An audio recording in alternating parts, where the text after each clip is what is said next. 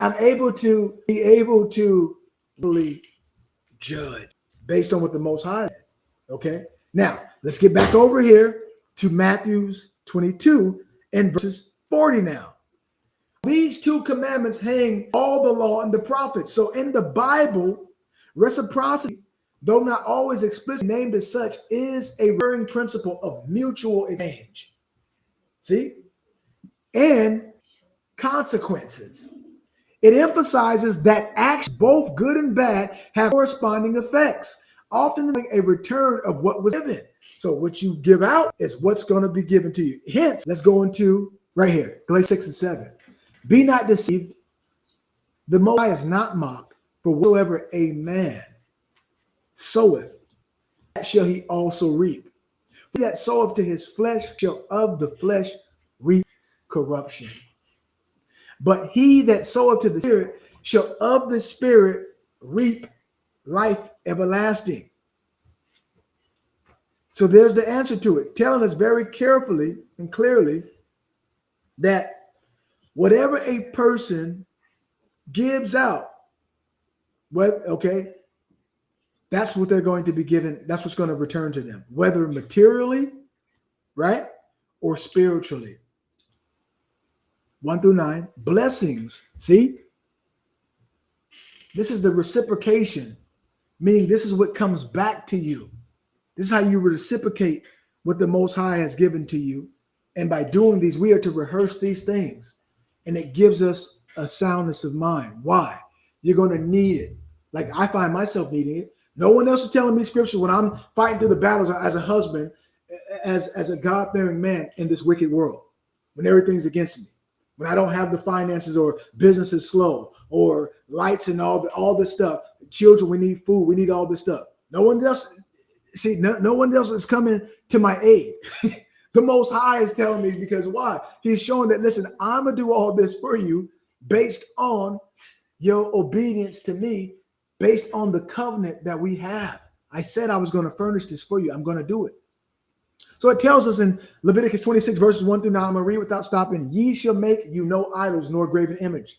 An idol is something that is false. It's a representation of something. It's something that one idolizes. Their heart goes after it. A look, a lifestyle, a facade. Do you get what I'm telling you today? Right? Nor a graven image. Neither rear up a standing image, neither shall ye set up any image of stone in your land to bow down unto it. That means paying homage. For I am the Most High, your power. Verse 2, ye shall keep what? My Sabbaths. Not the Sabbaths that not the Sunday that the Christian church is telling people to do. That's Babylonian. That's pagan, right? You shall keep my Sabbaths and reverence my sanctuary. His sanctuary is where the Most High is abode. This is a sanctuary. I'm a priest of the Most High God. Listen to this. And reverence my sanctuary, I am the Most High. Verses 3. If you walk in my statutes and keep, now notice it said if you walk in my statutes and keep my commandments and do them, the same thing that Deuteronomy that we read over in, where was that at? In Deuteronomy 6. He said to observe. See, I'm giving to you a synopsis right now. In that synopsis, he said, listen, you are to teach this. You are to love the Most High, your God. Verses 5, Deuteronomy 6 and 5. You are to love the Most High, your power, with all of your heart, all of your, which is your mind, all of your heart, all of your strength, and all of your soul. Right? And then in Leviticus 19 and 18, it told us, and the second is like unto it. We are not to avenge ourselves, right? We are not to do what? Grudge your neighbor, right? Don't avenge yourself if your neighbor do something wrong to you. Know that the Most High, now you're not going to just let them do it. You're going to correct them, right? And say, listen, I can't have this person by me because this person that's by me is not for my turn. They're not minding the same things, right? So it says here in verses 3, if you walk in my statutes and keep my commandments and do them, then I will give you, see that? Rain in due season. Now, imagine you waiting for your season. You're waiting for your turn, right? The Most High gave you just enough whatever he gave you for enough for you to make it to the next season. And you're feeling the pressures, the weight of the world on you. You're like, oh man, business is slow, right? I'm not making enough. They're making new laws. The new laws that they're making have now removed the middle class out of the way. And imagine you operating in society and you're going after everything that the world is telling you. And when they snatch the rug from under your feet, what left would you have to stand on? See?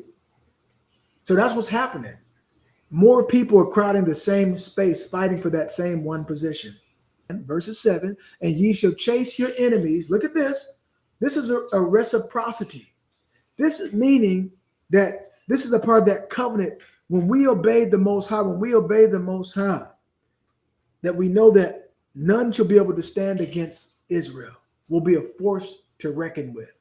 But if they keep you in sin, if the devil keep you fearing him, okay, well, listen, you're going to lose your position, your job, if you don't buckle and capitulate and conform to this world, right?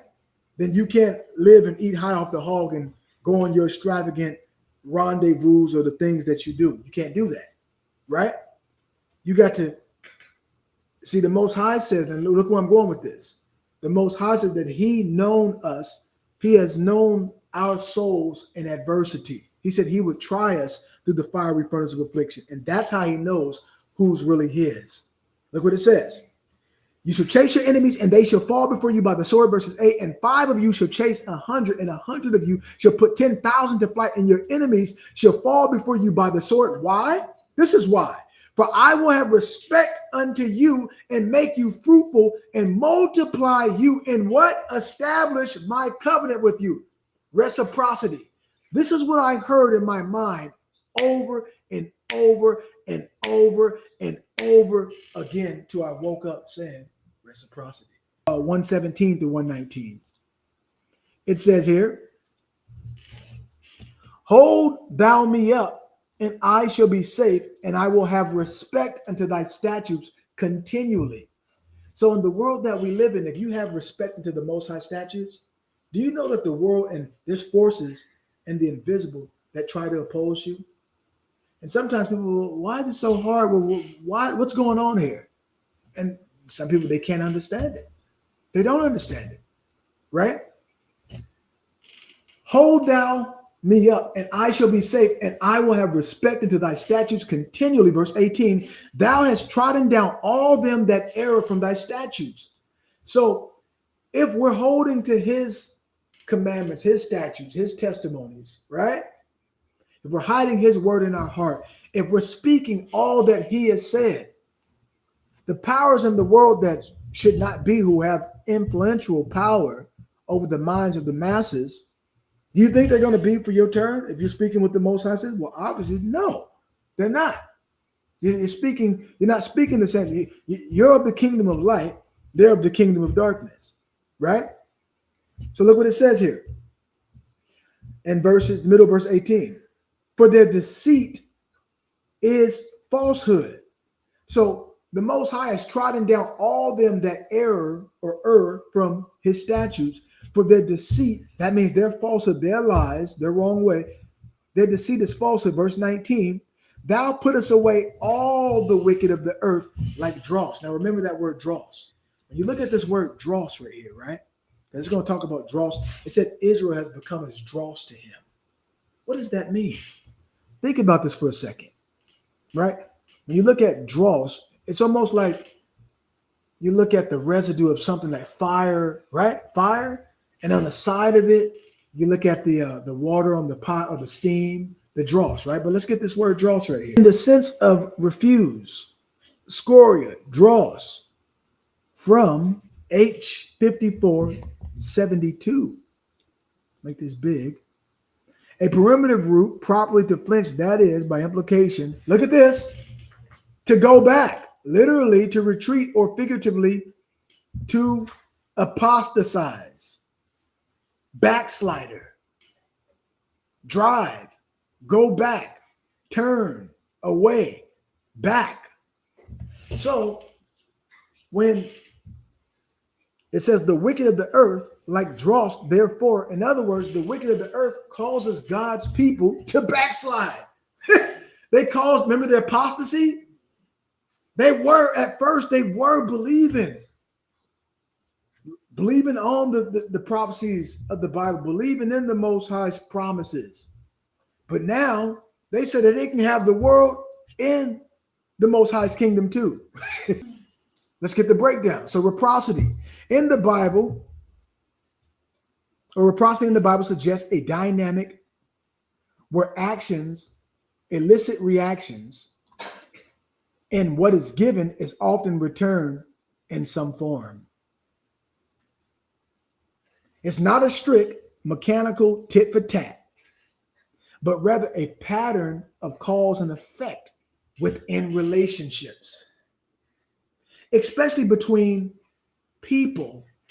Now, we just came off the series of Adam and Eve, the fall of man. Now, you know the fall of man has affected. You're looking at the effect.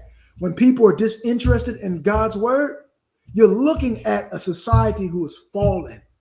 When people don't yearn for the Most High, to cry before the Most High. When's the last time that you cried out with your soul to the Most High to purify your soul from the pollutions of the world? Now ask yourself that for a second.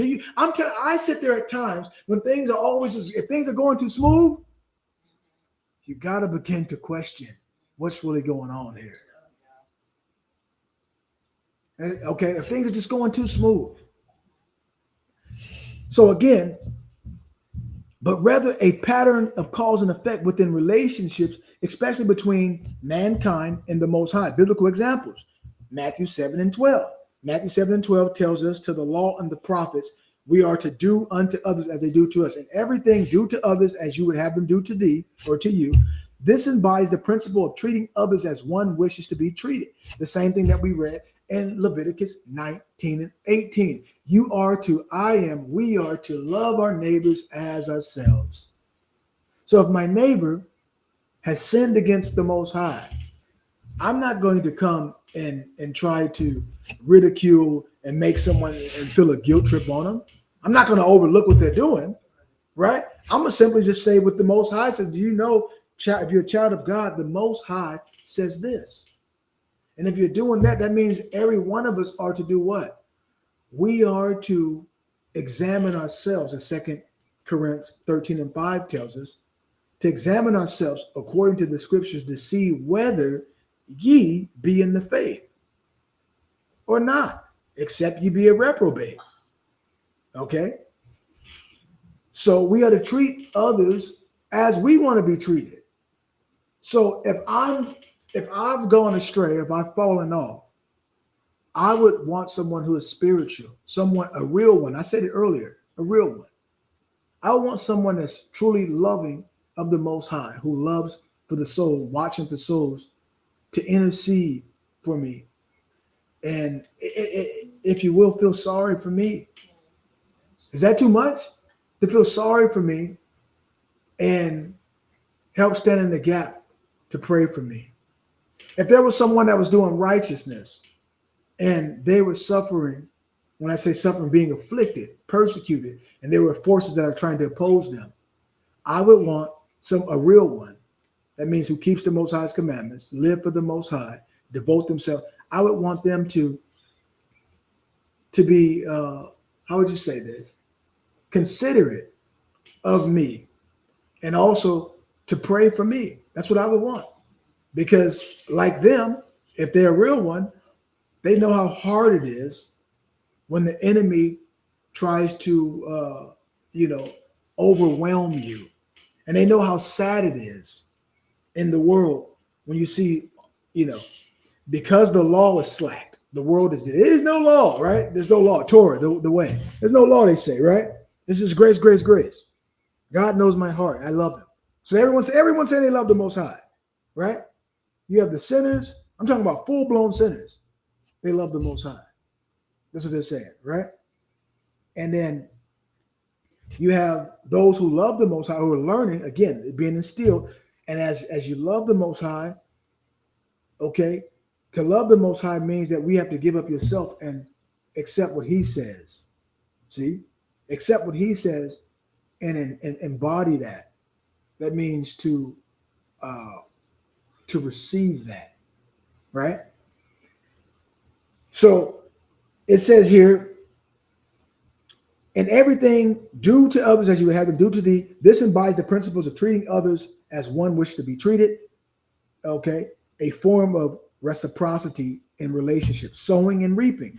Man, look at that. We already read. We just went to that. Be not mocked.